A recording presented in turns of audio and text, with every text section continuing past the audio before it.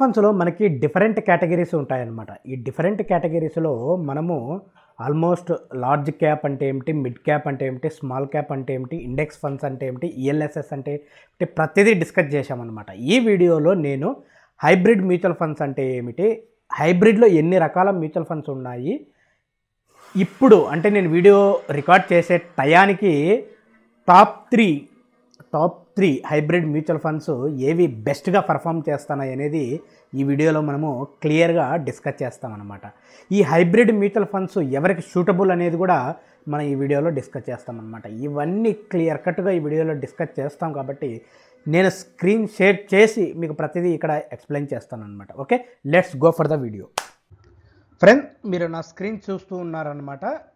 So మనం cover చేసే topics ఇక్కడ మీరు ఒకసారి చూడొచ్చు అనమాట. What is hybrid mutual funds అనేది ఒకటి కవర్ చేస్తాం.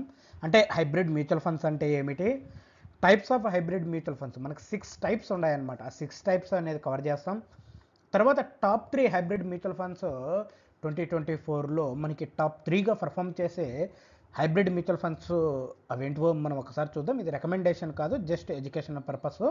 So should I invest in hybrid mutual funds అనేది కూడా నేను ఒక బిగినర్గా కానీ కొద్దిగా నా దగ్గర ఎక్కువ మనీ ఉన్నప్పుడు నేను హైబ్రిడ్ మ్యూచువల్ ఫండ్స్లో కూడా ఇన్వెస్ట్ చేయొచ్చు అనేది కూడా మనము క్లియర్గా చూస్తాం అన్నమాట ఈ వీడియోలో. Okay, let's go. Okay, first hybrid mutual funds అంటే ఏం లేదు. హైబ్రిడ్ మ్యూచువల్ ఫండ్స్ జనరల్గా ఏం చేస్తారంటే, ఇప్పుడు మనం లార్జ్ క్యాప్ తీసుకున్నా, మిడ్ క్యాప్ తీసుకున్నా, స్మాల్ క్యాప్ తీసుకున్నా, వీళ్ళు ఈక్విటీలో ఇన్వెస్ట్ చేయడం అనేది ఈక్విటీ రిలేటెడ్ ఇన్స్ట్రుమెంట్స్లో చేయడం అనేది జరుగుతూ ఉంటుందన్నమాట. కానీ ఇక్కడ హైబ్రిడ్కి వచ్చేసి వాళ్ళు ఈక్విటీ అంటే స్టాక్స్కి సంబంధించి, డెట్ బాండ్స్కి సంబంధించి వాళ్ళు ఇన్వెస్ట్ చేయడం అనేది ఉంటుందన్నమాట. సో హైబ్రిడ్ మ్యూచువల్ ఫండ్స్లో వాళ్ళు ఓన్లీ స్టాక్స్లోనే కాకోకుండా బాండ్స్లో కూడా ఇన్వెస్ట్ చేయడం అనేది చేస్తారు అంటారు. ఆ బాండ్స్లోనే డెట్ మ్యూచువల్ ఫండ్స్కి సంబంధించి ఉంటుందన్నమాట. ఓకే, మెయిన్గా ఏంటంటే వీళ్ళు ఈక్విటీలో ఈ డిఫరెంట్ టైప్స్ ఆఫ్ని బట్టి ఈక్విటీలో కొద్దిగా, డెట్లో కొద్దిగా అలా ఇన్వెస్ట్ చేస్తూ వస్తారనమాట.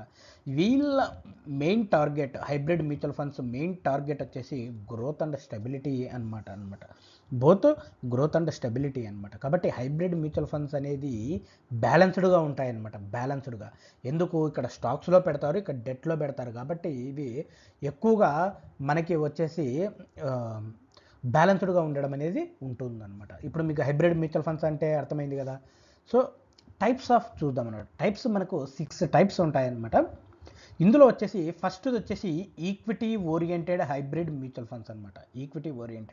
ఈక్విటీ ఓరియంటెడ్లో ఏం చేస్తారంటే 65% కంటే, ఫర్ ఎగ్జాంపుల్ 100% అనుకుంటే, ఈ 100%లో 65%, మోర్ దెన్ 65% వాళ్ళు ఈక్విటీలో పెట్టడము, రిమైనింగ్ వచ్చేసి మనకి డెట్ ఇన్స్ట్రుమెంట్స్లో పెట్టడం అనేది చేస్తూ ఉంటారనమాట.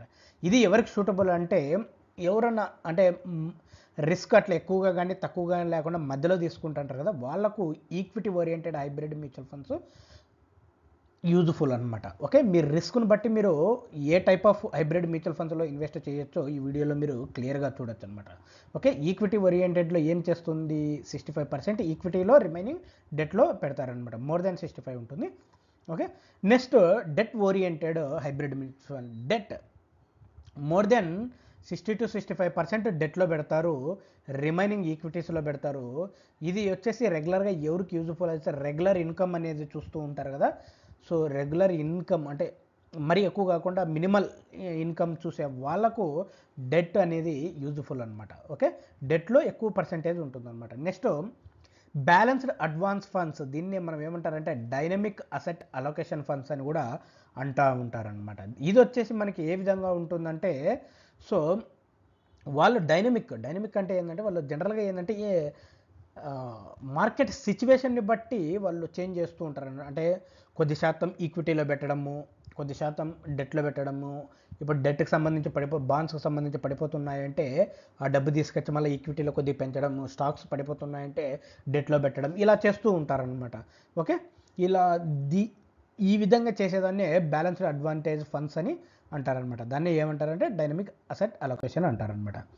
నెక్స్ట్ నెంబర్ 4 వచ్చేప్పటికి మనకి మల్టీ అసెట్ అలొకేషన్ ఫండ్ అనమాట. మల్టీ అసెట్ అలొకేషన్ అంటే వీళ్ళు కొద్దిగా మనకి గోల్డ్కి సంబంధించి కూడా ఇన్వెస్ట్ చేయడం అనేది ఉంటుంది అనమాట. These funds invest at least three asset classes అనమాట. Three asset multi asset allocation ఉందనుకో మనకి మోర్ దెన్ త్రీ కంటే మినిమం త్రీ ఉంటుంది, దానికంటే ఎక్కువ ఉంటుంది అనమాట. అంటే ఈక్విటీ, డెట్, గోల్డ్ ఇలా ఇన్వెస్ట్ చేయడం చేస్తూ ఉంటారనమాట.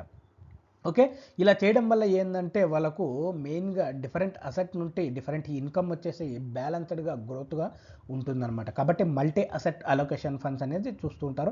మోస్ట్ ఆఫ్ ద పీపుల్ కూడా దీన్నే ప్రిఫర్ చేయడం అనేది చేస్తూ ఉంటారనమాట. ఓకే, నెక్స్ట్ అగ్రిగేసివ్ హైబ్రిడ్ ఫండ్స్ అనమాట. ఇది వచ్చేసి మనకి ఈక్విటీ అలొకేషన్లో 65 నుండి 80% ఇన్వెస్ట్ చేయడం అనేది చేస్తూ ఉంటారనమాట. 65 నుండి 80% ఈక్విటీలోనే, అంటే దాదాపుగా మనం 80% మ్యాక్సిమం అనుకుంటే ఓన్లీ రిమైనింగ్ 20% మనకి డెట్లో ఇన్వెస్ట్ చేయడం అనేది చేస్తూ ఉంటారనమాట. డెట్లో ఇన్వెస్ట్ చేయడం అనేది చేస్తూ ఉంటారనమాట. సో ఇది వచ్చేసి మనకి జనరల్గా సూటబుల్ ఫర్ ఎవరంటే రిస్క్ ఎక్కువగా తీసుకుంటారు కదా వాళ్ళకు. ఎందుకంటే ఈక్విటీలో మనకి ఎక్కువ శాతం ఇన్వెస్ట్మెంట్ ఉంటుంది. ఈక్విటీలో అంటే స్టాక్స్లో మనకి హై రిస్క్ అనేది ఎప్పుడు ఉంటుందన్నమాట. కాబట్టి సో ఈ ఫండ్స్ని సెలెక్ట్ చేసుకున్నావు అంటే నువ్వు రిస్క్ ఎక్కువగా తీసుకుంటున్నావు, అదేవిధంగా రిటర్న్ కూడా అదే విధంగా కూడా ఉంటుందన్నమాట, బెస్ట్ రిటర్న్.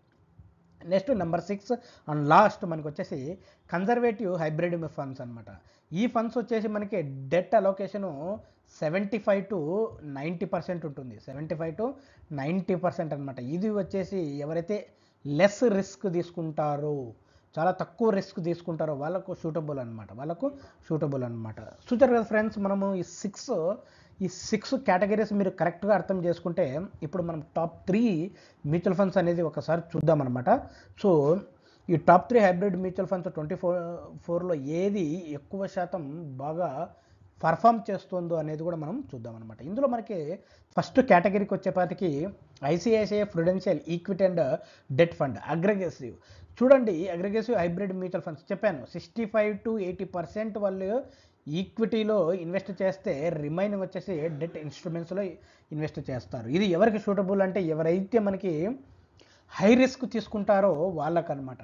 సో దీన్ని బట్టి మనకి ఏమైందంటే ఈ అగ్రిగేసివ్ ఫండ్స్ టాప్ 1లో ఉందన్నమాట. టాప్ 1లో ICICI cell.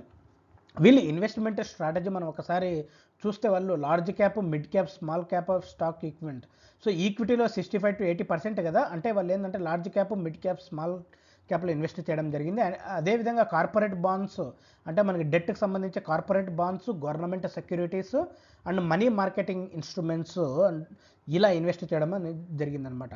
So historical performance ఒకసారి చూస్తే ఈ fund 10-12% analyse return over the last 5 years అనమాట. 10-12% రిటర్న్ ఇచ్చిందంటే మంచి రిటర్న్ అనే చెప్పుకోవాలన్నమాట. ఎక్స్పెన్స్ రేషియో వచ్చేసి మనకి 2024 అంటే నేను రికార్డ్ చేసే టయానికి సెప్టెంబర్ నాటికి 1.78% మనకి డైరెక్ట్లో ఈ ఎక్స్పెన్స్ రేషియో ఉందన్నమాట.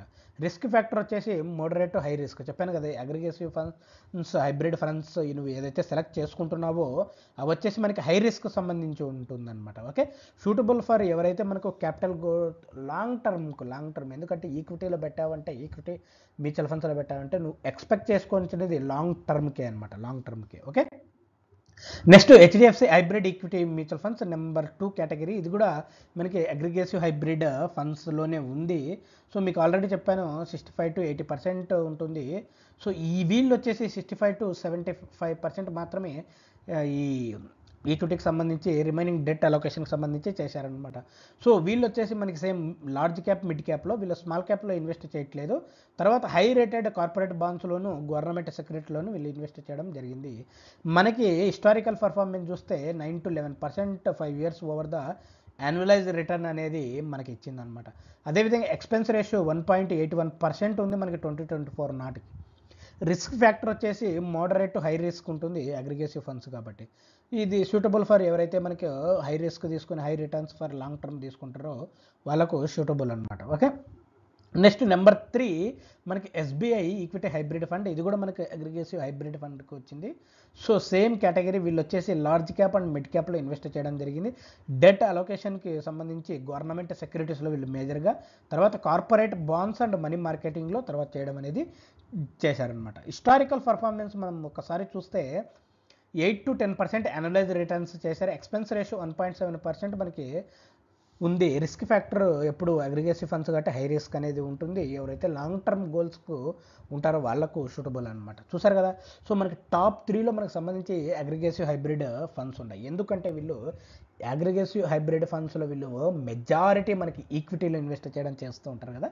కాబట్టి ఎక్కువ పర్ఫార్మెన్స్ స్టాక్స్ పర్ఫార్మెన్స్ మనకి చూస్తే కరోనా తర్వాత నిఫ్టీ అనేది ఓవర్ పీరియడ్ బాగా పెరిగింది కదా! అందువల్ల ఇది అలా జరిగిందనమాట. ఓకే. కీ కన్సిడరేషన్ ఒకసారి మనము ఇవన్నీ చూసుకోవాలి. ఎక్స్‌పెన్స్ రేషియో అనేది కంపల్సరీగా చూడాలి. Lower expense ratio can be lead to better net worth అనమాట. ఓకే. ఎక్స్‌పెన్స్ రేషియో తక్కువగా ఉండేది చూడాలి. హిస్టారికల్ పర్ఫార్మెన్స్ చూడాలి. కానీ హిస్టారికల్ పర్ఫార్మెన్స్ ఫ్యూచర్‌లో అలా ఉంటుందని మనం చెప్పలేము. తర్వాత రిస్క్ అనేది నువ్వు ఏ విధంగా తీసుకుంటావు అనే దాన్ని బట్టి కూడా నువ్వు తీసుకోవడం అనేది ఫండ్స్‌ని సెలెక్ట్ చేసుకోవడం అనేది కూడా ఇంపార్టెంట్. ఈ 3 అనేది very important. Expense ratio, historical performance, risk appetitive అనమాట. అంటే ఈ రిస్క్ మనం ఏ విధంగా తీసుకుంటాం అనేది కూడా ఇంపార్టెంట్ అనమాట.